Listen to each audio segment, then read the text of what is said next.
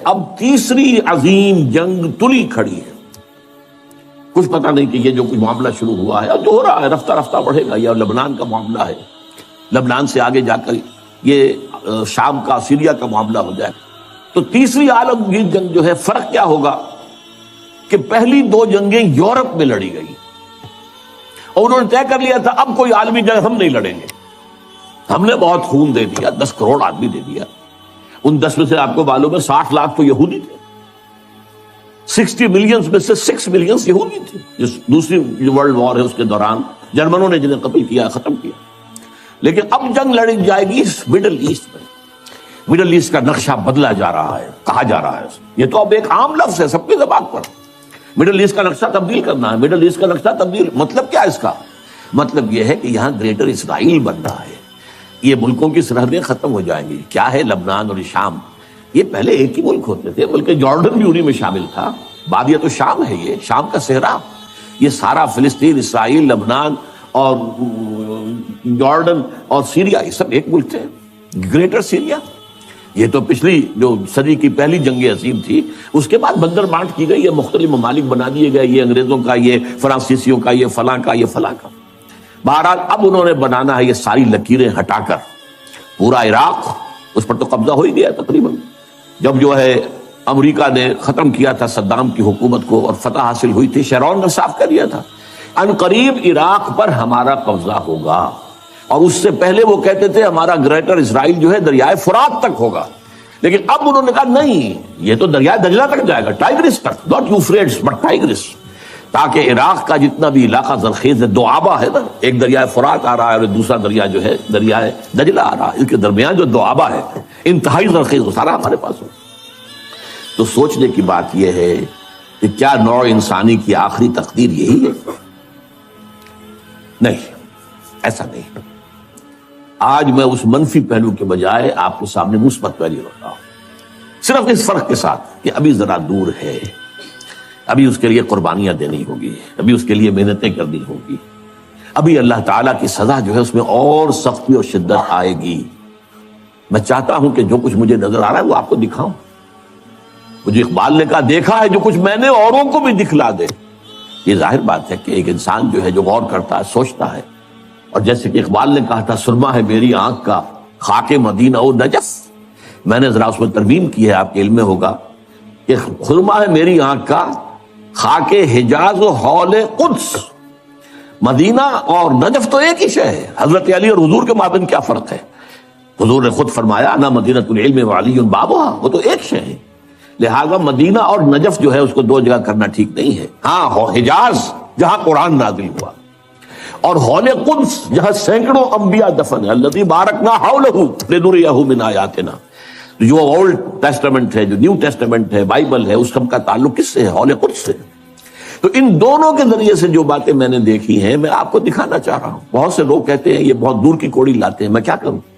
میں تو جو دیکھوں گا وہی دکھاؤں گا، جو مجھے نظر آ رہا ہے وہی آپ کو سجھاؤں گا. بہرحال یہ ہے کہ پوری دنیا میں بالآخر اسلام کا غلبہ ہوگا. عالمی سطح پر خلافت علی منہاج النبوت قائم ہو کر رہے گی اور پوری دنیا میں امن و امان ہوگا، خوشحالی ہوگی. بڑی طویل حدیث ایک موجود ہے کہ اس کے بعد یہ ہوگا جنگ ختم ہو جائے گی، خونریزی ختم ہو جائے گی، امن و امان ہوگا، خوشحالی اتنی ہوگی کہ زمین اپنے سارے خزانے اگل دے گی، آسمان اپنی ساری برکتیں نازل کر دے گا. یہ دور آنا ہے عالمی غلبہ اسلام اور اللہ کے دین کا غلبہ اور خلافت علی منہاج النبوت کا قیام. اب اگلی بات، لیکن ظاہر بات ہے یہ کام کہیں ایک جگہ سے شروع ہوگا. ایک دم تو عالمی غلبہ پوری دنیا پر نہیں آ جائے گا.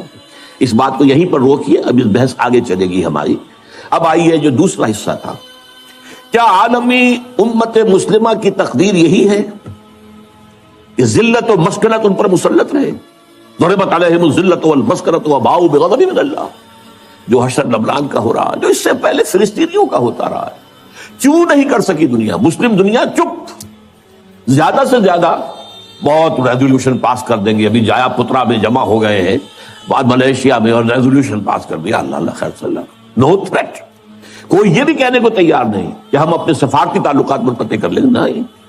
کوئی یہ کہنے کو تیار نہیں کہ ہم اپنے تجارتی تعلقات منقطع کر لیں گے. نہیں. درخواست ہے تو اسی یونائٹڈ نیشن سے، اور درخواست ہے تو اسی یونائٹڈ اسٹیٹس آف امریکہ سے، وہ سیز فائر کرا دیں۔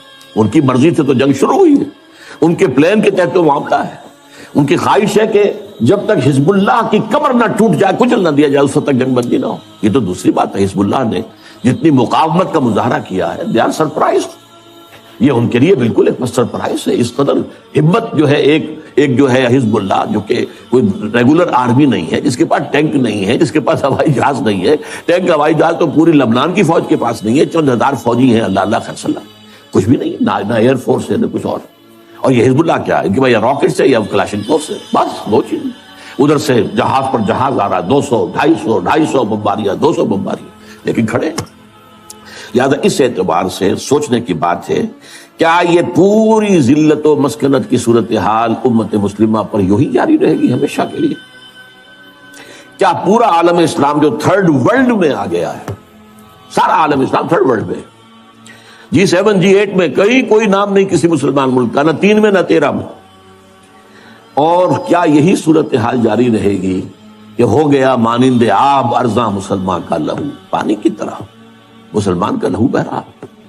جہاں دیکھو، کشمیر میں دیکھ لو، فلسطین میں دیکھ لو، فلسطین میں تو 50 برس سے بہ رہا ہے، کشمیر میں بھی اب تقریباً جو سمجھیے کہ 20 برس ہونے کو آئے جب سے کہ وہاں پر ایک جو ہے مسلح جدوجہد شروع ہوئی۔ پھر چچنیا میں کیا ہو رہا، مسلسل ہو رہا ہے، کوسوو میں کیا ہوا، بوسنیا میں کیا ہوا، برف گرتی ہے تو بیچارے مسلمانوں پر، مرتا ہے تو مسلمان۔ صومالیہ میں کیا ہوا تھا، یہ صورت، آج لبنان میں کیا ہو رہا ہے، یہ صورتحال دیکھیے، کیا یہی ہمیشہ جاری رہے گی؟ نہیں، صورتحال بدلے گی، اور بھی دور فلک ہیں ابھی آنے والے، ناز اتنا نہ کریں ہم کو ستانے والے۔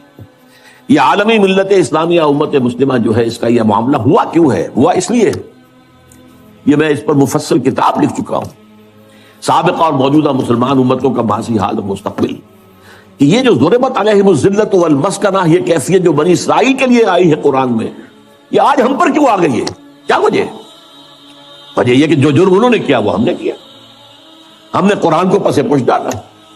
نبذ فریق من الذین اوتوا الکتاب کتاب اللہ وراء ظہورہم، ہم نے اسے اپنا امام تو نہیں بنایا۔ ہاں، ختم قرآن کے بعد دعا مانگ لیتے ہیں، اللہم اجعلہ لنا اماما ونورا وہدی ورحمۃ، لیکن چلنا نہیں اس کے پیچھے، یہ امام ہی ہے بس ہمارا، کہنے کو امام، اس کی بات ماننی تو نہیں، اس کے احکام پر چلنا تو نہیں۔ تو اس لیے ہوا کہ ہم آج پوری دنیا میں ایک ملک بھی ایسا نہیں دکھا سکتے جس کے بارے میں ہم پورے اطمینان کے ساتھ دنیا کو یہ کہہ کر دعوت دے سکے کہ come and see with your own eyes, this is اسلام، یہ ہے اسلام کی رحمت للعالمینی، یہ ہے محمد رسول اللہ صلی اللہ علیہ وسلم کی رحمت للعالمینی، پورے عالم کے لیے یہ نظام مبنی بر عدل و انصاف، مبنی بر عدل، سماجی عدل، سوشل جسٹس کا نظام جو ہے وہ اللہ نے دیا ہے۔ آؤ اپنی آنکھوں سے دیکھ لو، اس کے برکات کا مظاہرہ کر لو، مظاہرہ تمہارے سامنے ہے۔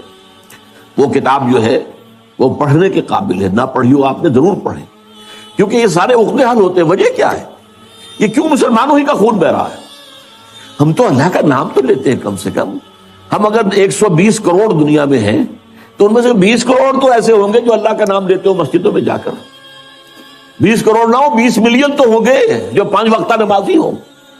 یہ کفار، یہ تثلیث کے قائل، یہ ملحدین، یہ خدا کے منکر، آج قوت ہے تو ان کے پاس، دبدبہ ہے تو ان کا، دنیاوی وسائل ہیں تو اس کا قبضہ ان کا، کیوں ہے؟ کیا وجہ ہے؟ دو ہی امکانات ہیں، یا تو اللہ ظالم ہے معاذ اللہ ثم معاذ اللہ، اور یا اللہ لاچار ہے، کچھ کر نہیں سکتا، میں کیا کروں، میں نہیں کر سکتا۔ مانیں گے آپ دونوں باتوں کو؟ نہیں مان سکتے۔ پھر کیا جواب ہے اس کا؟ بڑا پیارا شعر اقبال کا، تو قادر و عادل ہے مگر تیرے جہاں میں ہیں تلخ بہت بندے مزدور کے اوقات۔ اے اللہ تو قادر ہے علی کل شیء، اور تو عادل ہے، عادل کرنے والا۔ پھر بھی یہ کیا ہو رہا ہے دنیا میں؟ مزدور کا خون پسینہ نکال کر سرمایہ دار جو ہے اس کے خون سے کشید کی ہوئی سرخ شراب پیتا ہے شام کو بیٹھ کر۔ یہ کیا ہے؟ خواجہ از خون رگے مزدور سعادت لال ناب، از جفائے دہ خدایاں کشت دہقانہ خراب۔ ان جاگیرداروں وڈیروں کے ظلم سے جو کاشتکار ہے، جو ہاری ہے، اس کی تو کھیتی برباد ہے۔ یہ کیا ہو رہا ہے؟ کیا تو ظالم ہے؟ کیا تو لاچار ہے؟ نہیں، یہ تمہارے کرتوت ہیں، تمہارے اعمال ہیں، اس کی سزا، یہ سمجھنے کی بات ہے۔ اور یہ میں نے تفصیل سے اپنی اس کتاب کے اندر اس پر گفتگو کی ہے، اس کو پڑھیں گے۔ اور اس کا علاج اب کیا ہے؟ کم سے کم کسی ایک ملک میں، سائزیبل ملک ہو، یہ نہیں چھوٹا سا جزیرہ ہو کوئی برونائی کی طرح کا، نہیں، کم سے کم ایک سائزیبل ملک میں اسلام کا مکمل نظام عدل اجتماعی قائم کر کے دنیا کو دکھا دیا جائے، یہ گویا کہ اتمام حجت ہو جائے گا۔ دیکھ لو نمونہ، ابھی تو کیا ہوتا ہے، ہم اسلام کے محاسن بیان کرتے ہیں، اسلام کی یہ خوبی، دکھاؤ کہ دنیا میں ہے، نہیں بھائی وہ تو 1400 برس پہلے جانا پڑے گا دیکھنے کے لیے، تو کون سنے گا آپ کی بات؟ دکھاؤ کہیں، نافذ کرو کہیں، مثال پیش کرو کہیں۔ میں نے آپ کو سنایا تھا، پسر اقبال، ڈاکٹر جاوید اقبال دورہ کر کے آئے تھے، سینٹرل ایشین ریپبلکس جو ہیں، جو پہلے USSR میں تھی اب اس سے علیحدہ ہو گئی ہیں، سب آزاد ہیں، اور ان میں چاہے ان کی اپنی اپنی زبانیں اور ہیں، ازبک ہے، یہ ہے، وہ ہے، لیکن یہ فارسی سب جانتے ہیں۔ وہاں پر علامہ اقبال کا فارسی کا کلام، 2/3 کلام تو فارسی میں عام، تو پسر اقبال کی جو آؤ بھگت وہاں ہوئی ہے، اقبال لاہوری کا بیٹا ہے، لیکن وہ کہا مجھ سے، ڈاکٹر جاوید اقبال، جہاں میں گیا مجھ سے ایک بات کہی، we need a model, show us a model of Islamic state, we are ready to accept. The Saudi model is not acceptable to us, it is based on monarchy, بادشاہت پر ہے، ملوکیت پر بیسڈ ہے۔ The Iranian model is also not acceptable to us, it is based on theocracy, یہ مولویوں کی حکومت ہے۔ اسلامک آئیڈیل اسلامک اسٹیٹ کا نمونہ میں دکھا دو، ہم سب کے سب جو ہے لبیک ہے۔ تو اگر کہیں دنیا میں ایک جگہ بھی وہ اسلامی نظام کا نمونہ دنیا کو دکھا دیا جائے، اتمام حجت ہو جائے گی، اور یہ فرض کفایہ ہو جائے گا پوری امت کی طرف سے۔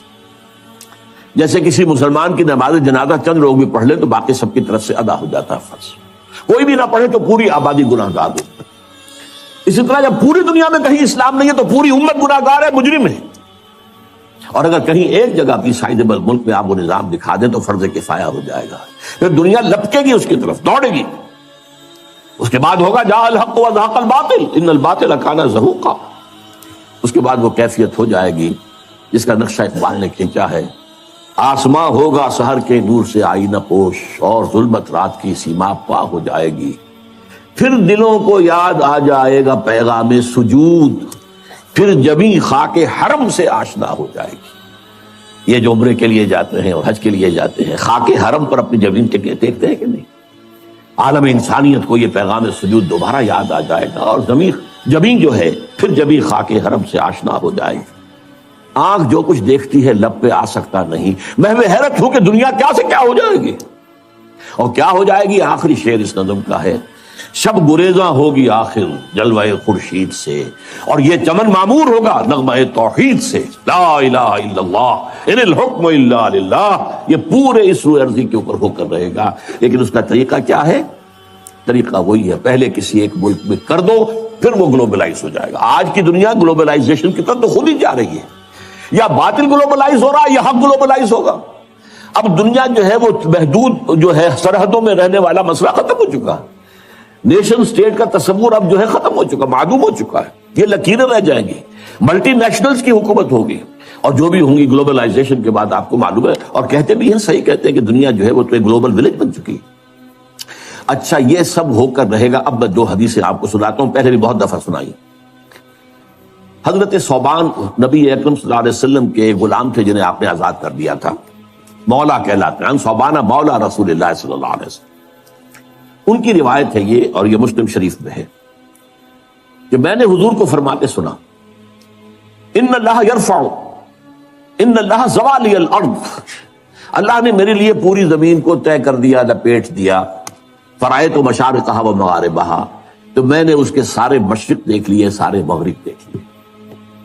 وَإِنَّ أُمَّتِي سَيَبْلُغُ مُلْكُهَا مَا ذُوِّيَ لِي مِنْهَا، سن رکھو میری امت کی حکومت ان تمام علاقوں پر قائم ہو کر رہے گی جو زمین کو لپیٹ کر دکھا دیے گئے مجھے۔ یہ ہونا ہے، ہو کر رہنا۔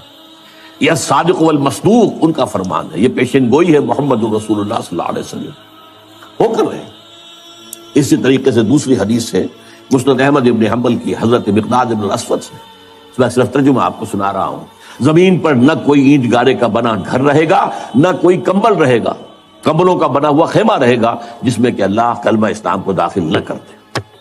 یہ ہو کر رہے گا، یہ شروع نہیں ہے. اس کتاب میں جس کا میں نے تذکرہ کیا ہے سابقہ اور موجودہ مسلمان امتوں کا ماضی حال مستقبل، اس میں اس کی احادیث جو ہیں تخریج کے ساتھ اور پورے متن کے ساتھ موجود ہے. اب تیسری بات ہے، یہ اب جملہ معترضہ سمجھ لیجیے. ایک حسرت کے ساتھ اب 14 اگست آیا چاہتا ہے، حسرت آمیز ہے. پاکستان اسی مقصد سے اور اسی نعرے سے حاصل کیا گیا. علامہ اقبال نے خواب دیکھا 1930 کے اپنے خطبہ الہ آباد میں کہ ہندوستان کے شمال مغرب میں اٹس ڈیسٹنی، یہ تقدیر مبرم ہے کہ ایک آزاد مسلمان ریاست قائم ہو کر رہے گی، اور اگر ایسا ہو گیا تو ہمیں موقع مل جائے گا کہ اسلام کے چہرے پر جو بدنما داغ اور دھبے آ گئے تھے دور ملوکیت میں، یہ جو خلفاء کہلاتے تھے نام نہاد بنو امیہ کے، اور خلفاء کہلاتے تھے نام نہاد بنو عباس کے، اور خلفاء کہلاتے تھے ترک، یہ خلفاء تو نہیں تھے، بادشاہ تھے. ملوکیت، اس ملوکیت کے دور میں جو اسلامی تاریخ اس دور کی جو ہے وہ کیا واقعی ایسی ہے کہ دنیا کے سامنے ہم اپنے اعتماد کے ساتھ پیش کر سکیں؟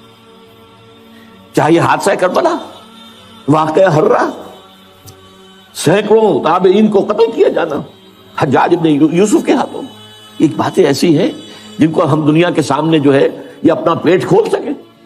یہ تاریخ تو اسلام کے چہرے پر جو بدنما داغ اور دھبے لگ گئے تھے انہیں ہٹا کر صحیح اسلام کی ایک تصویر، یعنی اس سے پہلے خلافت راشدہ کا نظام تھا، اس کو اب قائم کریں.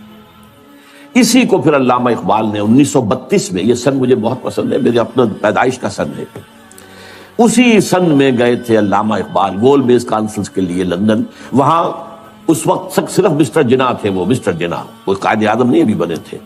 وہ ہندوستان کی سیاست سے مایوس ہو کر جا کر بیٹھ گئے تھے، وکالت شروع کی تھی. وہاں یہی انجیکشن اقبال نے، میں تو کہا کرتا ہوں جیسے کہ رومی اور شمس تبریز کا معاملہ ہے، مولوی ہرگز نہ شد مولائے روم تا غلام شمس تبریز نہ شد. مسٹر محمد علی جناح قائد اعظم نہیں بن سکتا تھا اگر اقبال نے یہ انجیکشن نہ اس پہ لگایا ہو. یہ شمس تبریز ہے جس نے مولوی کو مولانا روم بنا دیا تھا، مولائے روم، اسی نے مسٹر محمد علی جناح کو قائد اعظم بنایا. چنانچہ پھر وہ واپس آئے ہیں، پھر وہ مسلم لیگ کے تاحیات صدر بنائے گئے، پھر انہوں نے 10 برس تک اسلام کی قوالی گائی ہے، اسلام کی قوالی تکرار کے ساتھ پورے 10 برس. تب پاکستان وجود میں آیا اور یہی کہا تھا کہ ہم پاکستان اس لیے چاہتے ہیں کہ عہد حاضر میں اسلام کے اصول حریت و اخوت و مساوات کا ایک نمونہ پیش کریں، دنیا دیکھ لے یہ اسلام. لیکن افسوس صد افسوس کہ ہم اس میں بری طرح ناکام رہے. اب تو ابھی مجھ سے جیو ٹی وی والوں نے چھوٹا سا 2-4 منٹ کا جو ہے وہ انٹرویو لیا ہے 14 اگست کے حوالے سے. میں نے اس میں کہا ہے کہ اب تو جیسے کسی نے کہا تھا، اقبال نے شاید کہا تھا، ہلال عید ہماری ہنسی اڑاتا ہے. یہ ہلال عید جو آتا ہے ہم پر ہنستا ہے. یہ روزے رکھے انہوں نے، روزہ رکھتے ہوئے جھوٹ بولتے رہے، روزہ رکھتے ہوئے سودی لین دین کرتے رہے، روزہ رکھتے ہوئے جو غیبتیں کرتے رہے. یہ روزے تھے جو اب عید منانے جا رہے ہیں شوق سے. ہلال عید ہماری ہنسی اڑاتا ہے. اسی طرح یہ عید الاستقلال جسے آپ نے کہا، یہ اب ہماری ہنسی اڑاتا ہے. یہ اس لیے پاکستان بنایا تھا. یہ ہے وہ پاکستان جس کا خواب اقبال نے دیکھا تھا اور جناح نے دکھایا تھا خواب. تو واقعہ یہ ہے کہ ہم اس میں بری طریقے سے ناکام ہو چکے ہیں. چنانچہ تلخ ترین بات ہے، یہ اپنا جواز کھو چکا ہے اور اب اس کا وجود اور اس کا بقا تک بھی نہایت مخدوش. یہ تقریر بھی 3.5 سال پہلے میں اسی جگہ پر کر چکا ہوں. پاکستان کے وجود کو لاحق خطرات و خدشات صرف ایک ہفتے بعد کی تھی میں نے، 22 فروری کو کی تھی وہ، کہ موجودہ عالمی حالات میں اسلام کا مستقبل کیا ہے. دین کی حیثیت سے فوری طور پر اور مستقبل قریب میں اسلام کا کوئی مستقبل نہیں. ہاں مذہب کی حیثیت سے زندہ رہ جائے گا، ٹھیک ہے، جاؤ مسجدوں کو رکھو روزے، ہمیں کوئی پرواہ نہیں، نظام ہمارا ہوگا، یہ پولیٹیکل سوشو اکنامک سسٹم ہمارا ہوگا. اسی طریقے سے میں نے ایک ہفتے بعد 29 فروری کو اسی سال تقریر کی تھی، پاکستان کے وجود کو لاحق خطرات و خدشات. یہ دونوں کتابچے اور موجودہ اور سابقہ مسلمان امتوں کا ماضی حال اور مستقبل، یہ ایک پیکٹ کی شکل میں انشاءاللہ باہر آپ کو مل جائے گی. بہرحال اب صورتحال میں نے پھر آپ سے کہا ہے، میری ان دونوں تقریروں میں مایوسی کا غلبہ ہے، لیکن آج میں وضاحت کر رہا ہوں یہ مایوسی ہے موجودہ حالات اور قریب کے مستقبل کے اعتبار سے. جس کو میں نے مستقبل بعید کہا ہے اس سے میں مایوس نہیں ہوں. اور جب تک بھی چاہے پاکستان کے بارے میں خدشات ہیں اور دنیا پیشن گوئیاں کر رہی ہے، سن 2010 میں، 2020 میں، 2015 میں پاکستان کے نام سے دنیا میں کوئی ملک نہیں ہوگا. لیکن یہ کہ جب تک سانس تب تک آس، محنت کرنی ہے، جد و جہد کرنی ہے، کوشش جاری رکھنی ہے. بڑی پیاری حدیث ہے حضور کی صلی اللہ علیہ وسلم کہ جس وقت قیامت کا سور پھونک دیا جائے گا اس وقت بھی اگر کوئی بندہ مومن اگر کوئی درخت لگا رہا ہو تو اسے درخت لگانا چاہیے. سور پھونکا جا چکا ہے، معلوم ہے قیامت آ گئی، لیکن نہیں، جو کام تمہارا تھا تم کر رہے تھے اسے پورا کرو. لہذا آخری وقت اگرچہ اب میں سمجھتا ہوں کہ بہت صورتحال جو ہے وہ بہت مخدوش ہے، لیکن جد و جہد جاری رکھنی ہے. اس پر میں آگے آؤں گا کیا جد و جہد. اب آئیے میرا چوتھا نقطہ آج کا کیا ہے. یہ جو اسلام کی گلوبلائزیشن ہوگی، گلوبلائزیشن آف اسلام، جو میں نے کہا مستقبل بعید میں یہ تقدیر مبرم ہے، ہو کر رہی. اس کے دو فیزز ہوں گے لا محالہ. پہلے کسی ایک ملک میں اسلام قائم ہو اور پھر وہ گلوبلائز ہو جائے. اب نوٹ کیجئے اصل بات جو آج کہہ رہا ہوں پہلی مرتبہ. یہ جو ہمارے ہاں دو شخصیتوں کے بارے میں احادیث آئی ہیں پیشن گوئیاں، حضرت مہدی سلام اللہ علیہ اور حضرت عیسیٰ کا بارے دیگر نزول، ان دونوں کا تعلق گلوبلائزیشن آف اسلام سے ہے. اس سے پہلے کسی نہ کسی ملک میں اسلام پہلے قائم ہو چکا ہوگا طریق نبوی پر، جد و جہد سے، عمل سے، کوشش سے، انقلابی جد و جہد سے، ریولیوشنری سٹرگل سے، جان ساریوں سے، قربانیاں دے کر اسلام پہلے کہیں قائم ہو چکا ہوگا. پھر اس کی گلوبلائزیشن جو ہے اس کے اندر حضرت مہدی کا بھی ایک پارٹ ہے، اور پھر حضرت عیسیٰ علیہ السلام کا جب وہ دوبارہ آئیں گے تو اس وقت فیصلہ کن رول ان کا. لیکن یہ ہے کہ اس سے پہلے کہیں ہوگا. یہ کہاں ہوگا یہ میری آج کی پانچویں بات. اس ضمن میں پہلے تو میں دو حدیثیں آپ کو سنا دینا چاہتا ہوں. ایک حضرت عبداللہ ابن حارث رضی اللہ تعالی عنہ سے ہے اور یہ سنن ابن ماجہ میں ہے. حضور نے فرمایا یخرج الناس من المشرق یؤتون للمہدی، یعنی سلطانی، مشرق سے فوجیں نکل کر آئیں گی جو عرب میں مہدی سلام علیہ کی حکومت کو قائم کرے گی، یعنی سلطان ہی، ان کے اقتدار، ان کی طاقت، ان کی قوت کو مستحکم کرے. یعنی پہلے مشرق کے کسی ملک میں اسلامی نظام قائم ہو چکے گا تبھی تو آئیں گی نا وہاں سے فوجیں. یخرج الناس من المشرق یؤتون للمہدی، یعنی سلطان ہی. اور دوسری حدیث جو ہے اس کے راوی حضرت ابو ہریرہ ہے رضی اللہ تعالی عنہ، اور یہ جامع ترمذی کی روایت ہے. یخرج من خراسان رایات سود لا يردها شيء حتى تنسب بإيلیا. خراسان کے علاقے سے سیاہ جھنڈے لے کر فوجیں چلیں گی، ان کا رخ کوئی نہیں موڑ سکے گا یہاں تک کہ وہ ایلیا میں، یعنی یروشلم میں، بیت المقدس میں جا کر جھنڈے گاڑ دیے جائیں. ان دو حدیثوں کے اعتبار سے نوٹ کیجئے. ایک حدیث میں خراسان کا لفظ ہے، یہ خراسان بزرگ کہلاتا ہے اصل میں، نوٹ کر لیجئے. میں نے ایک مرتبہ ایک جو آئے تھے یہاں چارج افیئرز جو ہیں ایران کے، ان سے پوچھا خراسان کس ملک کا نام ہے؟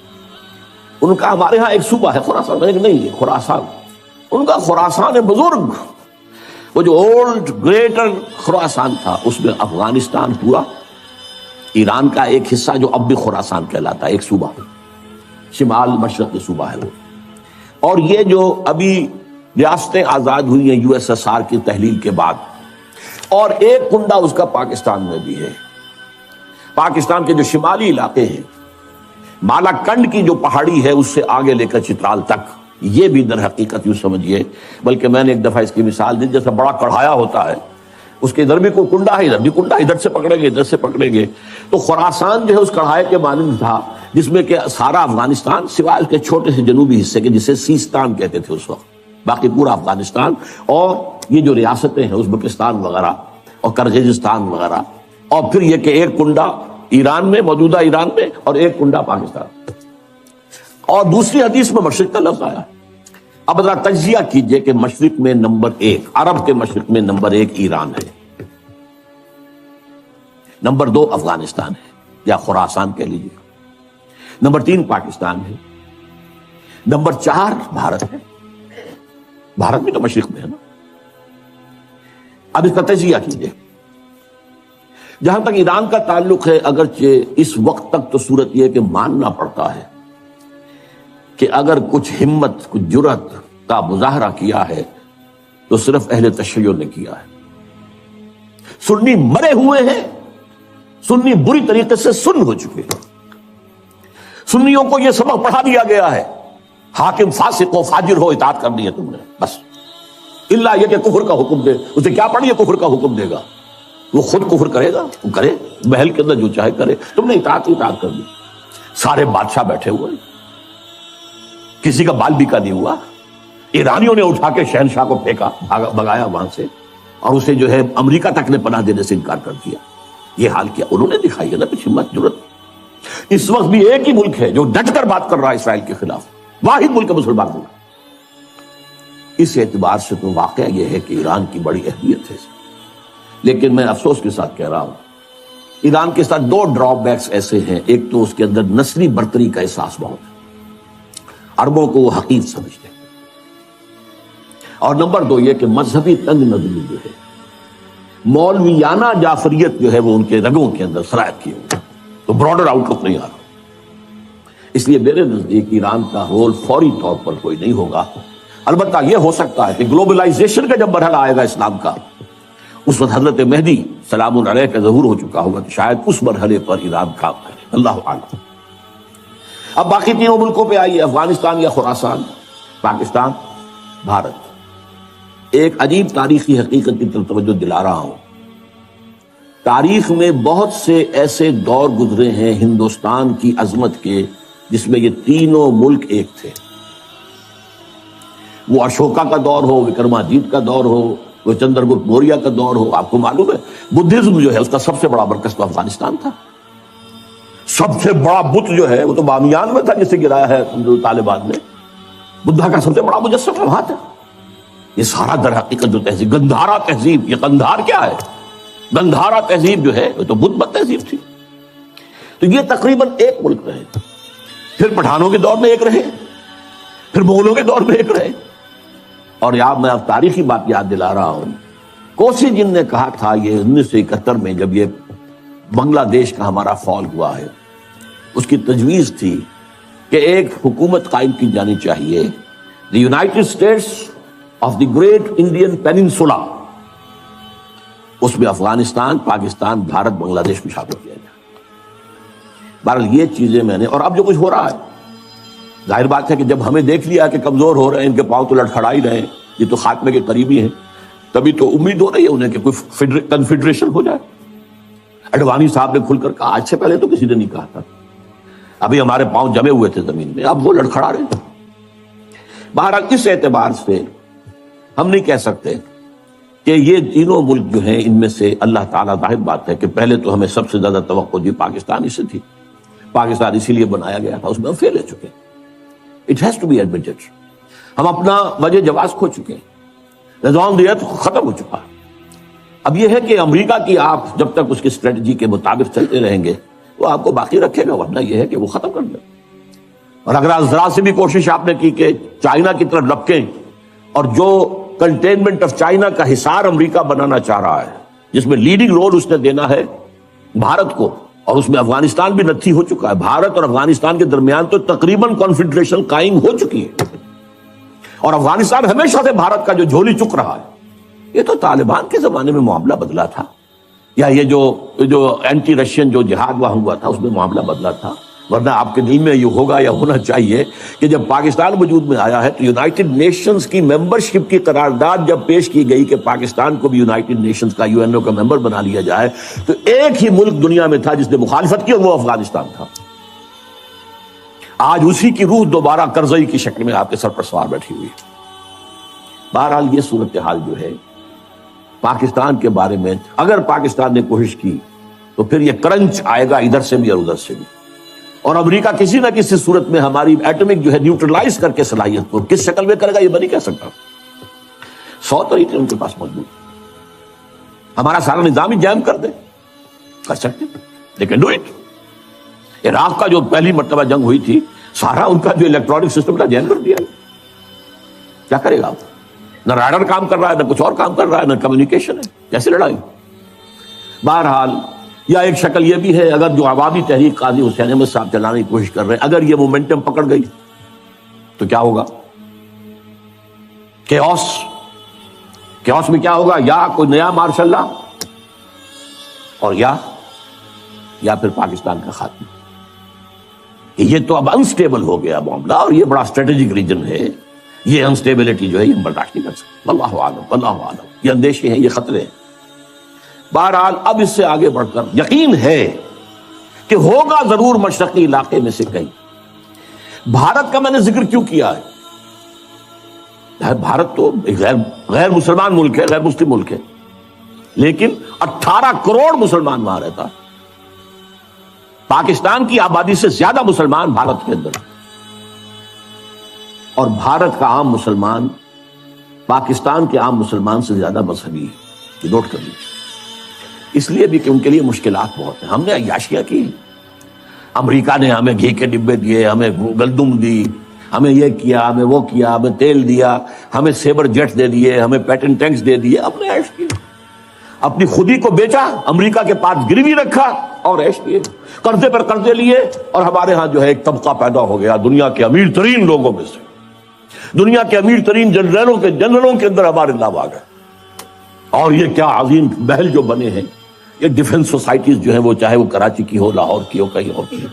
یہ پیسہ کہاں سے آیا؟ قرضوں کا پیسہ جو کہ وہاں سے غبن ہوا، اور وہی واپس جا کر امریکہ کے سوئٹزرلینڈ لینڈ کے بینکوں کے اندر ڈپازٹ بھی ہو گیا. یہ سارا معاملہ ہمارا ہوا ہے. لیکن جیسا کہ میں نے عرض کیا، ایک اعتبار سے اب میں اس وقت گریٹر انڈیا کی بات کر رہا ہوں. پاکستان جمع بھارت جمع بنگلہ دیش، اس کا جو خاص رول تاریخ میں رہا ہے وہ میں نے کئی دفعہ بیان کیا، اس وقت صرف گنواؤں گا. سلسلہ مجددین جو ختم نبوت کے بعد سب سے بڑا سلسلہ ہے رشد و ہدایت کا، 1000 برس تک عالم عرب میں رہا، 11ویں صدی سے ہندوستان میں آ گیا. مجدد الفسانی کہاں؟ سرحد میں دفن، ایسٹ پنجاب. 12ویں صدی کے مجدد شاہ ولی اللہ کہاں دفن ہے؟ دلی میں دفن. 13ویں صدی کے مجدد شہید ہوئے بالا کوٹ میں. 14ویں صدی کے مجدد دفن ہے دیوبند میں. مجددین کا سلسلہ آیا. نمبر 2، جب سازشیں ہو رہی تھی خلافت کو ختم کرنے کے لیے تو تحریک خلافت چلی صرف ہندوستان میں، اور اتنے شور سے چلی کہ ہندو شریک ہو گئے اس میں. گاندھی کہاں خلافت شریک، معجزہ ہے. پھر ہر جگہ پر مسلمانوں نے آزادی حاصل کی لوکل نیشنلزم کی بنیاد پر، عرب نیشنلزم، ملئی نیشنلزم، اور مسلمانوں نے ملک بنایا پاکستان اسلام کی بنیاد، مسلم نیشن ہوڈ، اسلام کے. پھر یہ پاکستان وجود میں آیا ہے معجزے کے طور. اس میں میری کتاب ہے، کاش کہ آپ لوگوں کے پڑھنے کی کوئی عادت ہو، دلچسپی ہو. استحکام پاکستان کے نام سے کتاب میں نے ثابت کیا پاکستان کا قیام معجزہ. اور سب سے بڑی بات، پاکستان لیلۃ القدر میں نازل ہوئی. اللہ تعالیٰ نے ہمیں کیا کیا چیزیں عطا کی تھیں جن میں سے ہم نے کسی کا حق ادا نہیں کیا. بہرحال بھارت کا معاملہ اب دیکھیے، اگر تو مشرق کا معاملہ لیا جائے تو پاکستان اس میں میرے نزدیک سر فہرست تھا. اب بھی میں رائٹ آف نہیں کر رہا ہوں، ہو سکتا ہے پاکستان میں یہ پہلے بھی ایک معجزے سے قائم ہوا تھا اور اب بھی ہو سکتا ہے معجزہ ہو جائے. پھر دلوں کو یاد آ جائے پیام سجدہ، اور پھر جبیں خاک حرم سے آشنا ہو جائے. ہو سکتا. پھر دلوں کو یاد آ جائے گا پیغام سجود، پھر جبیں خاک حرم سے آشنا. ہو سکتا ہے معجزے کے طور پر ہوگا. حالات اس کی طرف کوئی امید افزا صورتحال ہمیں نہیں دکھا. اب آئیے یہ ہوگا کیسے. اس کیسے کے پہلی بات تو یہ ہے کہ پہلے کیسے ہوا تھا ویسے ہی ہوگا، اور اس کیسے کے 2 حصے. پہلے افراد کو تیار کرنا، افراد میں انقلاب برپا کرنا، دین کو افراد پر قائم کرنا، پھر افراد کا جمع ہو کر ایک طاقت بننا، اور کفر سے اور الحاد سے اور مادہ پرستی سے اور باطل سے اور طاغوت سے ٹکرا کر جانے دے کر اللہ کے دین کو قائم کرنا. یہ 2 مرحلے ہیں. پہلے انسان معرضوست، پہلے انسان تو لاؤ بھائی. یہ جو زیروز ہیں ان سے کیا بنے گا؟ آدمی لاؤ. وہ آدمی جن میں یقین ہو دل کے اندر، وہ آدمی جن کا کردار پختہ ہو، وہ آدمی جن کی زندگی جن کے دل سے ہر آرزو نکل جائے سوائے اللہ کی رضا کے اور آخرت کی فلاح کے. آؤ لاؤ آدمی لاؤ. یہ پہلا مرحلہ. 12 برس تک مکے میں یہ کام ہوا ہے، اور میں ابھی پرسوں جمعے میں تقریر کر چکا ہوں. اس کے لیے عنوان کیا ہے؟ جہاد بالقرآن. یہ بھی مکی دور کے درمیانی زمانے کی صورت ہے. سورۃ الفرقان، جس کی پہلی آیت کیا ہے؟ تبارک الذی نزل الفرقان علی عبدہ لیکون للعالمین نذیرا. اور پھر آگے چل کر فرمایا فلا تطع الکافرین وجاہدہم بہ جہادا کبیرا. اے نبی آپ ان کافروں کی باتوں میں نہ آئیے، چکنی چپڑی باتیں کر رہے ہیں، یہ وہ مصالحت اور مفاہمت کی باتیں کر رہے ہیں، آپ بالکل دھیان نہ دیں، مت مانیں، اور اس قرآن کے ذریعے سے جہاد کیے جائیے کیے جائیے کیے جائیے کیے جائیے. جہاد کبیر. تو پہلی بات یہ ہے کہ پہلے بھی یہ ہوا تھا تو قرآن سے ہوا تھا. دوسرا مرحلہ افراد کی تیاری کے بعد، وہ میں آج زیر بحث نہیں لاؤں گا. اس کے لیے میری کتاب جو ہے منہج انقلاب نبوی کا مطالعہ کیجیے، اللہ آپ کو ہمت دے، توفیق دے.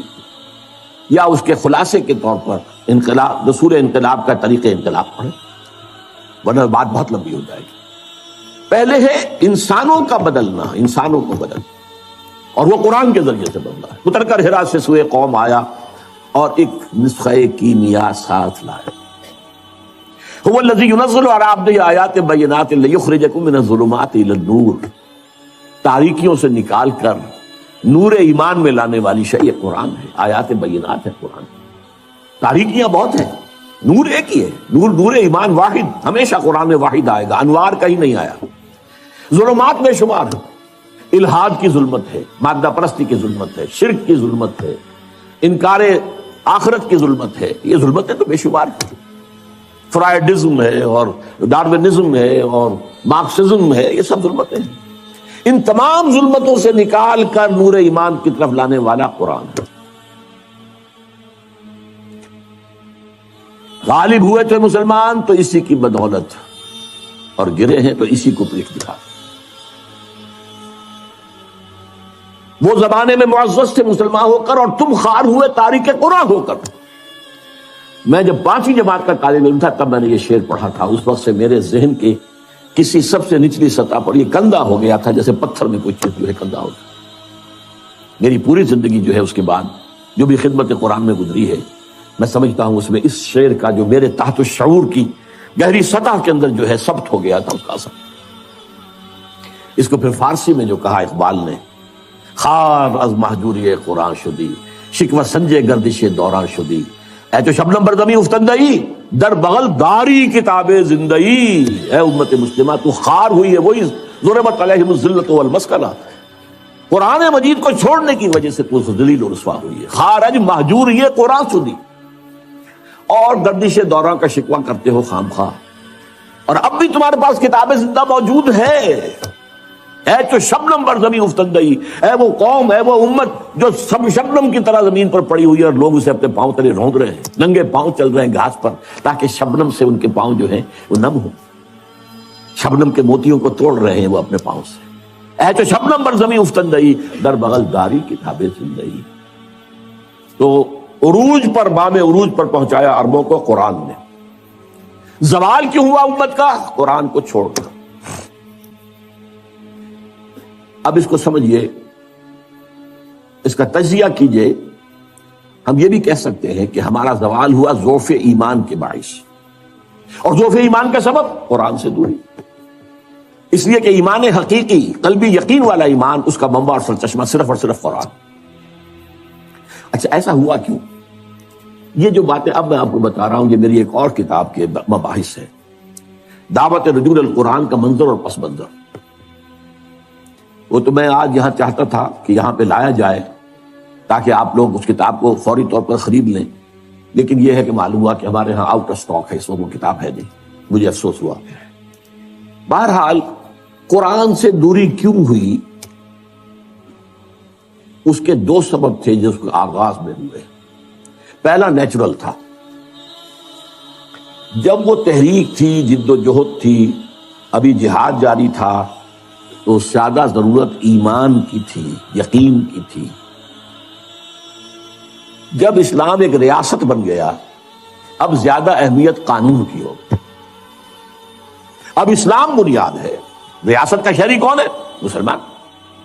ایمان تو دل کی ایک شے ہے نا، چھپی ہوئی شے ہے، وہ نہ گنتی میں آئے نہ تول میں آئے۔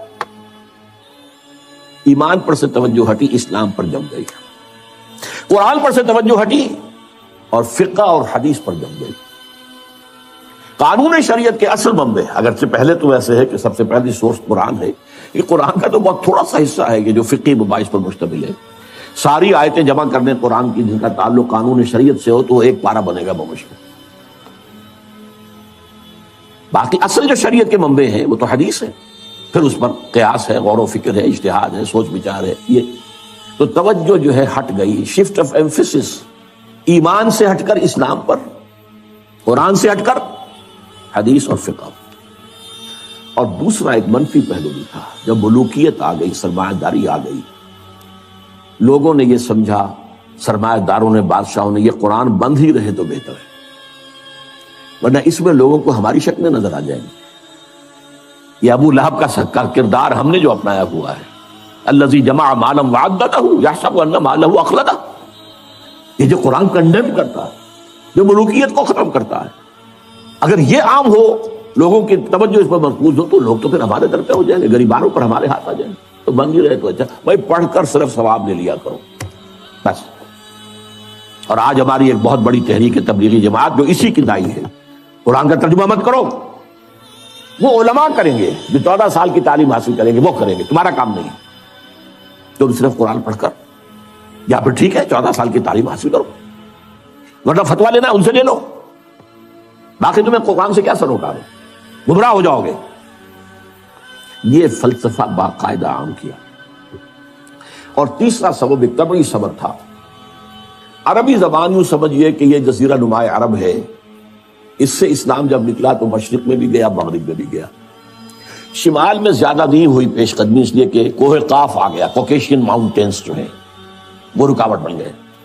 لیکن مشرق عراق سے ہو کر ایران، ایران سے پھر خراسان، ادھر شام سے ہو کر پھر سرائے سینا سے گزر کر پھر یہ مصر ہے اور لیبیا ہے اور یہ ہے اور وہ ہے، اٹلانٹک تک۔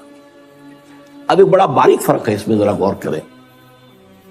عربی زبان مشرق کی طرف نہیں جا سکی، اسلام تو گیا، عربی زبان نہیں گئی، اس لیے کہ پرشین لینگویج بہت مضبوط زبان تھی، پرشین کلچر بہت مضبوط کلچر تھا، عربی اس کو ڈسپلیس نہیں کر سکی، ریپلیس نہیں کر سکی۔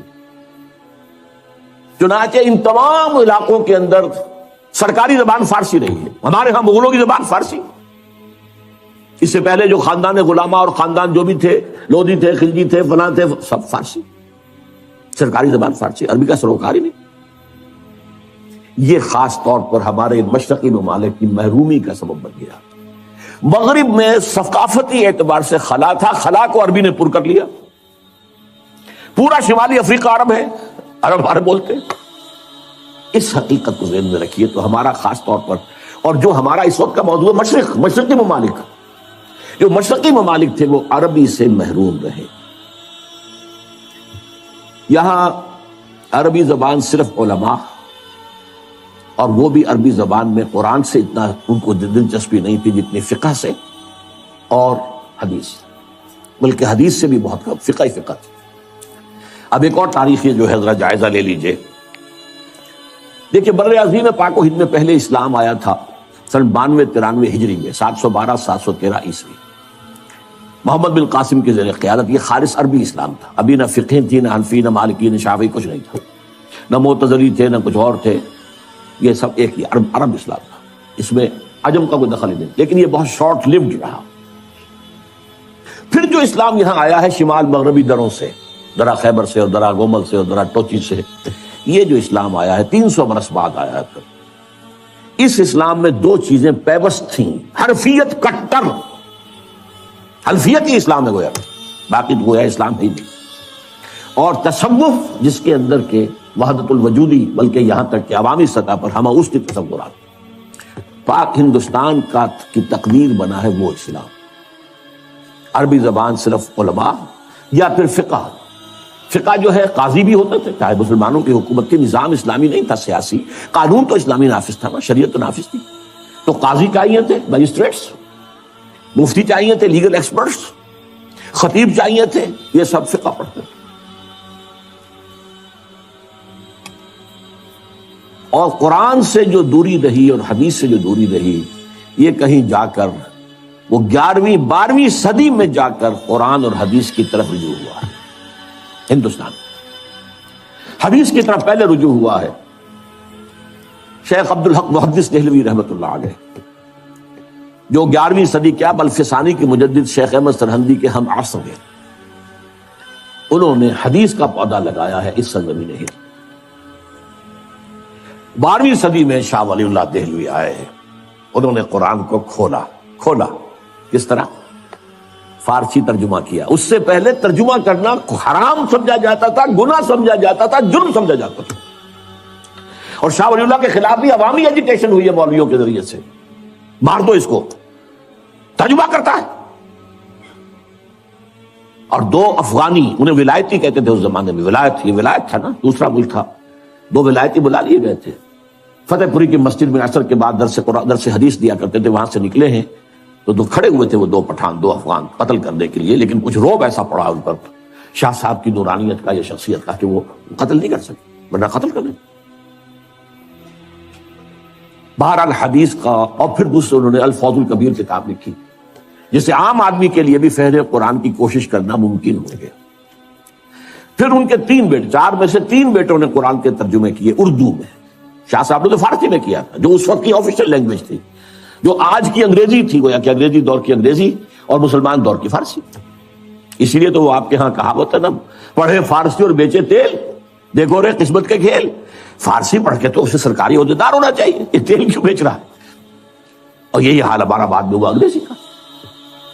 اس اعتبار سے شاہ عبد العزیز نے ترجمہ بھی کیا، تفسیر بھی لکھی، تفسیر عزیز اردو میں. شاہ عبد القادر نے ترجمہ کیا با محاورہ، شاہ رفیع الدین نے کیا لفظی میں. اور یہ سب کیا ہوا ہے 19ویں صدی کے شروع میں. 19ویں صدی کا درمیانی حصہ جو تھا وہ تحریک مجاہدین سید احمد بریلوی اور شاہ اسماعیل شہید کی جد و جہد اس میں گزرا. اور یا پھر جس کو کہا جاتا تھا غدر، پہلی جنگ آزادی اس میں گزرا.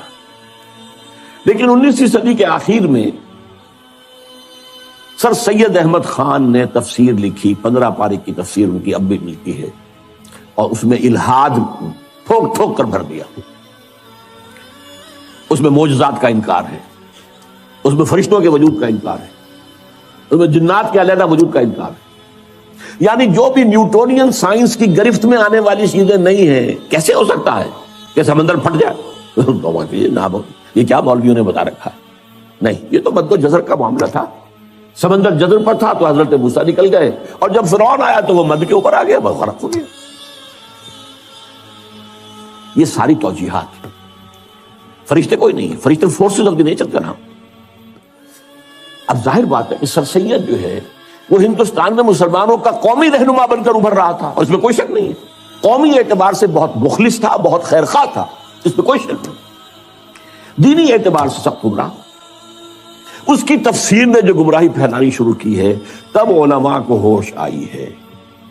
پھر جو تفسیریں یہاں لکھی گئی ہیں ہندوستان میں اور ترجمے ہوئے ہیں، اس کی کوئی نظیر آپ کو نہ تو پوری مسلم تاریخ میں ملے گی، نہ کنٹمپریری مسلم ورلڈ میں ملے گی. اتنی تفسیریں لکھی. شیخ الہند نے ترجمہ کیا، محمود حسن دیوبندی نے اردو میں ترجمہ کیا، اس پر حواشی مکمل کیے شبیر عثمانی شیخ الاسلام نے. اسی طرح بریلویوں کے امام جو ہیں امام احمد رضا خان، انہوں نے ترجمہ کیا، اس پر حواشی لکھے مفتی نعیم مراد آبادی نے. اہل حدیث نے لکھی، مولانا سلام اللہ امرتسری نے لکھی. مختلف جو مذہبی تھے انہوں نے بھی تفسیریں لکھی. مولانا اشرف علی تھانوی نے لکھی، ان کے شاگردوں کو سمجھ لیجیے 3 تفسیریں انہوں نے لکھی. مولانا عبد الماجد دریابادی نے لکھی، مولانا مفتی محمد شفیع صاحب نے معارف القرآن لکھی، مفتی ادریس کاندلوی صاحب نے، مولانا ادریس کاندلوی نے لکھی. تفسیروں کا سیلاب. پھر دوسری طرف جو سر سید کے پیروکار تھے ان میں قادیانی سامنے آئے، انہوں نے تفسیریں لکھی. بشیر الدین محمود نے 2 تفسیریں لکھی، تفسیر کبیر، تفسیر صغیر، محمود احمد، بشیر الدین محمود احمد۔ مولوی محمد علی کی تفسیر جو تھی انگریزی کی، وہ بہت مقبول ہوئی، اس لیے کہ اس وقت تک انگریزی میں کوئی ترجمہ اور تفسیر تھی ہی نہیں، اور جدید جو طبقہ پیدا ہو رہا تھا جو مسلمانوں کا انگریزی پڑھ کر انہیں ظاہر بات ہے کہ ضرورت تھی کہ انگریزی میں۔ اسی طرح علامہ مشرقی سائنٹیفک قسم کی جو توجیحات انہوں نے کی، لیکن یہ میں نے کہا ایک تو رائٹسٹ، ایک لیفٹسٹ علماء، یہ رائٹسٹ دیوبندی، بریلوی، اہل حدیث، یہ سر سید کے جو چیلے تھے وہ علامہ مشرقی ہوں یا قادیانی ہوں یا یہ کہ پرویزی ہوں، اہل قرآن ہوں، یہ دوسری طرف۔ درمیان میں 3 شاخیں تھیں۔ ایک شاخ تھی ابو الکلام آزاد، ابو الاعلیٰ مودودی۔ ابو الکلام کی تفسیر نے آگے تہلکہ مچا دیا تھا، اگرچہ وہ پوری نہیں ہے اور تفسیر بھی نہیں ہے، ترجمہ ہے زیادہ تر، کچھ حواشی۔ اور مولانا مودودی کی تفسیر القرآن پوری دنیا میں پھیلی، اس میں کوئی شک نہیں۔ اسی طریقے سے علامہ اقبال اگرچہ مفسر نہیں ہے، لیکن ان کا کلام جو ہے اس میں قرآنی حقائق جس طرح سموئے گئے ہیں، میں انہیں مفسر مانتا ہوں۔ اور ڈاکٹر رفیع الدین جنہوں نے قرآن اور علم جدید نامی کتاب لکھی۔ تیسرے مولانا فراہی اور مولانا اصلاحی، یہ شاخیں ہیں۔ اور یہ میں نے آپ کو صرف میری کتاب پڑھی ہے، جب چھپ جائے گی دوبارہ نیا ایڈیشن آ جائے گا، دعوت نزول القرآن کے منظر اور پس منظر، یہ ایک سیلاب آیا ہے اس بر عظیم پاک و ہند میں تفاسیر کا، تراجم کا۔ اور یہ واقعہ یہ ہے کہ اس کی کوئی نظیر، جیسا کہ میں نے کہا ہے، نہ تو ہماری پچھلی تاریخ دے سکتی ہے اور نہ کنٹمپریری مسلم ورلڈ میں کسی ملک میں اتنا کام ہوا ہے قرآن۔ اب اللہ کے فضل سے اب آگے بڑھ رہے ہیں، تحریک رجوع الی القرآن ایک تحریک کی شکل میں۔ اس کی توفیق اللہ نے اپنے ایک بہت ہی حقیر اور ناچیز بندے کو دی ہے۔ میں نے اس کام کا بیڑا اٹھایا، 19 برس کی عمر سے میں نے درس قرآن دینا شروع کیا، جبکہ میں جمعیت طلبہ کا کارکن تھا۔ عربی میں نے ہائی اسکول میں پڑھی تھی، عربی گرامر مجھے مستحضر تھی اللہ کے فضل سے، اور اس کے بعد سے لے کر آج تک میں درس قرآن کرتا ہوں، ایک تحریک کی شکل میں ہے۔ یہ کوئی روایتی درس نہیں ہے، میں کوئی عالم دین نہیں ہوں روایتی، میں مفسر نہیں ہوں معاذ اللہ، مجھ سے لوگوں نے کہا تفسیر کیوں نہیں لکھ رہا، میرا اس کی حیثیت ہی نہیں۔ میں قرآن کا داعی ہوں، مبلغ ہوں، قرآن کا خادم ہوں، قرآن کا پیغام اور قرآن کی حکمت، ان دونوں کو میں عام کر رہا ہوں۔ لیکن تفسیر لکھنا جو ہے یہ ایک بہت بڑی ذمہ داری کا کام ہے، میں اس کا اہل نہیں ہوں۔ ایک صاحب نے ایک زمانے میں بہت زور لگایا تھا، آپ ایک ترجمہ لکھ، جس زمانے میں الہدا کا ڈنکا بج رہا تھا اس ملک میں، سن 81-82 کی بات کر رہا ہوں، الہدا پروگرام میرا پاکستان ٹیلی ویژن کا، تو ایک صاحب نے سوچا کہ ان کے نام سے کوئی ترجمہ بازار میں آ گیا تو بہت بک جائے گا، میرے پیچھے پڑے رہے۔ اب فوت ہو گئے، افضل نام تھا ان کا، کیا آپ میں نے کہا بھائی میں نہیں کر سکتا یہ کام، میں اس کا اہل نہیں، آپ ترجمہ لکھ، 4-6 تفسیریں ترجمے سامنے رکھ کے آپ لکھ لیجیے بس۔ میں نے کہا نہیں، خدا کے لیے نہیں۔ تو میرا کوئی دعویٰ مفسر ہونے کا نہیں ہے، میرا کوئی دعویٰ مترجم ہونے کا بھی نہیں، ترجموں میں بھی میں مدد لیتا ہوں اسے تراجم سے، اس میں ہے فائدہ، اگرچہ عربی زبان کا کچھ نہ کچھ فہم اللہ نے شروع میں دی۔ بہرحال یہ تحریک رجوع القرآن جو ہے یہ ایک فضل عظیم ہوا ہے اس حقیر سے بندے پر، اس نے اس کو تحریک کی شکل دی ہے۔ اچھا اس میں جو ہے دیکھیے جو چیزیں لڑیاں میں نے گنوائی ہیں، رائٹ، لیفٹ، سینٹر، ان میں سے 4 کو الحمدللہ الحمدللہ الحمدللہ اللہ کا فضل ہے اس نے میری ذات میں جمع کر دیا۔ اس کو میں نے تفصیل سے بیان کیا ہے اپنی اسی کتاب میں۔ جیسے ایک حوض کے اندر 4 نالیوں سے پانی آ رہا ہے، ایک نالی ابوین، ابو الاعلیٰ، ابو الکلام، اسلام کا تحریکی انداز، قرآن کی تحریکی تفسیر وہ ان کے ہاں۔ دوسری ہی این، فراحی، اصلاحی، قرآن کا نظم، قرآن کا ربط، قرآن کا فکری استدلال، یہ ان کا موضوع۔ تیسری ڈاکٹرین، اقبال اور رفیع الدین، قرآن اور علم جدید، فلسفہ جدید، فلسفہ قدیم، ان سب کے حوالے سے قرآن کی تفسیر وہ اقبال ہے۔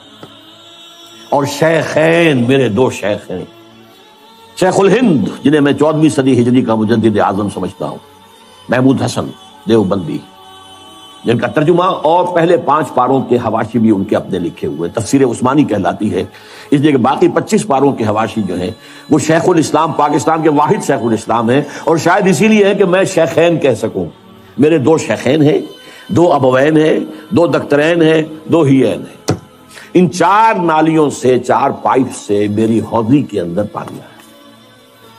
اس پر اضافہ جو ہے یہ کہ اللہ نے مجھے منطقی ذہن دیا تھا،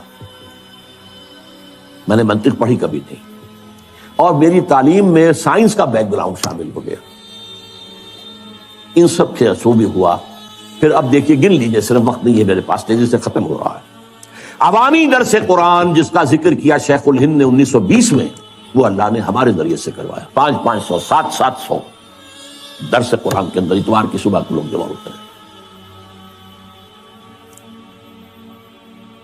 انجمن ہائے خدام القرآن، لاہور، کراچی، ملتان، جنگ، فیصل آباد، انجمن ہائے خدام القرآن، قرآن اکیڈمیز، لاہور، کراچی، ملتان، فیصل آباد، جنگ، قرآنی تربیت گاہیں 1 مہینے کی، 7 دن کی، 20 دن کی، 2 ہفتے کی تربیت گاہیں، کبھی کوئٹہ میں ہو رہی ہے، کبھی اسلام آباد میں ہو رہی ہے، کبھی کراچی میں ہو رہی ہے تربیت گاہ۔ پھر تراویح کے ساتھ ترجمہ قرآن، یہ طرز خاص ہے، ایجاد میری، اس کا تصور نہیں کیا جا سکتا تھا کہ 5 گھنٹے، 5.5، اور شروع میں نے جب کیا تھا 6 گھنٹے لگتے تھے جبکہ تراویح ختم ہوتی تھی اور عشاء کی نماز۔ پھر فیلوشپ اسکیم شروع کی، پھر 1 ایئر کورس شروع کیا، پڑھے لکھے لوگ جو ہے MSc ہیں، BSc ہیں، یہ ہیں، PhD ہیں، ڈاکٹر ہیں، انجینئر ہیں، یہ آئیں اور 1 سال لگائیں، یا اب ہم نے اسے 9 مہینے کا کیا ہوا ہے، یہاں عربی پڑھے، قرآن پڑھے، الحمدللہ اس سے بھی اب بے شمار لوگ نکل چکے ہیں۔ پھر یہ ہے کہ ایک بڑی ٹیم اب تیار ہو چکی ہے جو اعلیٰ تعلیم یافتہ لوگ ہیں، ایسے نہیں ہیں، انجینئر ہیں، ڈاکٹرز ہیں، MAs ہیں، MSCs ہیں، PhDs ہیں، وہ اب درس قرآن دے رہے ہیں۔ گئے دن کے تنہا تھا میں انجمن میں، یہاں اب میرے راستہ اور بھی۔ ٹی وی کا پروگرام 15 مہینے تک، ویسے تو یہ کہ پروگرام میرا وہ تقریباً 3 سال تک چلا ہے، رمضان میں چلا، پھر وہ بھی ہوا، لیکن پھر 15 مہینے الہدا۔ اور اب جو کچھ ہو رہا ہے، اب پوری دنیا میں ڈنکا بج رہا ہے۔ 1998 کا میرا بیان القرآن جو ہے تراویح کے ساتھ کیا ہوا، اور وہ ARY کے ذریعے سے، اسلام چینل کے ذریعے سے، اور نہ معلوم کتنے اور چینل ہیں، لندن بیس چینل ہے، اس پر چل رہے ہیں، پوری دنیا سے اس کے اندر ڈنکا بج رہا ہے۔ اب یہاں نوٹ کیجئے وہ آیات جو میں نے شروع میں پڑھی تھی، کیا یہ سب کچھ بیکار جائے گا؟ کیا اس کا کوئی نتیجہ نکلے گا؟ نہیں۔ اتنی بڑی قرآنی تحریک کا، پھر میں کہوں گا پوری اسلامی تاریخ کے اندر کوئی مثال نہیں ہے، یہ میں اپنے کسی ذوب اور تکبر کے وجہ سے کہہ رہا ہوں، حقائق ہے جو بیان کر رہا ہوں۔ اما بنعمت ربک فحدث، عوامی سطح پر یہ تحریک، تو علماء جو ہے اپنے مدرسوں میں وہ بھی تھوڑا بہت قرآن پڑھتے تھے، باقی سارا جو ہے زور ان کا جو ہے وہ فقہ پر یا کچھ حدیث پر، بس قرآن پر تو بھی تھا۔ بہرحال میں نے آپ کو وہ آیات سنائیں، طٰہٰ مَا أَنزَلْنَا إِلَيْكَ الْقُرْآنَ لِتَشْقَىٰ، آپ ناکام نہیں ہوں گے، قرآن آپ پر اس لیے نازل نہیں کیا گیا۔ وَبِالْحَقِّ أَنزَلْنَاهُ وَبِالْحَقِّ نَزَلَ وَمَا أَرْسَلْنَاكَ إِلَّا مُبَشِّرًا وَنَذِيرًا إِنَّهُ لَقَوْلٌ فَصْلٌ وَمَا هُوَ بِالْهَزْلِ إِنَّهُمْ يَكِيدُونَ كَيْدًا وَأَكِيدُ كَيْدًا۔ اور حدیث نبوی، إِنَّ اللَّهَ يَرْفَعُ بِهَذَا الْكِتَابِ أَقْوَامًا وَيَضَعُ بِهِ آخَرِينَ۔ اب اس جو بھی جد و جہد یہاں ہوئی ہے اللہ کے فضل و کرم سے، اس کا ایک تو خاکم بدہن منفی نتیجہ نکلنے کا اندیشہ ہے پاکستان کے حق میں۔ جتنے بڑے پیمانے پر یہ دعوت رجوع القرآن اس ملک میں چلی ہے، اور پھر بھی یہاں عوام کے اندر کوئی اسلامی تحریک برپا نہیں ہو سکتی، عوام کا رخ نہیں ہوا، علماء نے نہ ریکگنائز کیا، نہ توجہ دی، نہ تائید کی، نہ تحسین کی، مخالفت کی۔ میں یہاں سورہ سجدہ کی آیت سنا رہا ہوں آپ کو، وَمَنْ أَظْلَمُ مِمَّنْ ذُكِّرَ بِآيَاتِ رَبِّهِ ثُمَّ أَعْرَضَ عَنْهَا إِنَّا مِنَ الْمُجْرِمِينَ مُنْتَقِمُونَ۔ ان سے بڑھ کر ظالم اور کون ہوگا جنہیں اللہ کی آیات کے ذریعے سے تذکیر کرائی گئی ہو۔ میں نے وعظ نہیں کہے ہیں، میں نے آیات الہی کا درس کیا ہے، میں نے آیات الہی کے ذریعے سے فذکر بالقرآن من یخاف وعید۔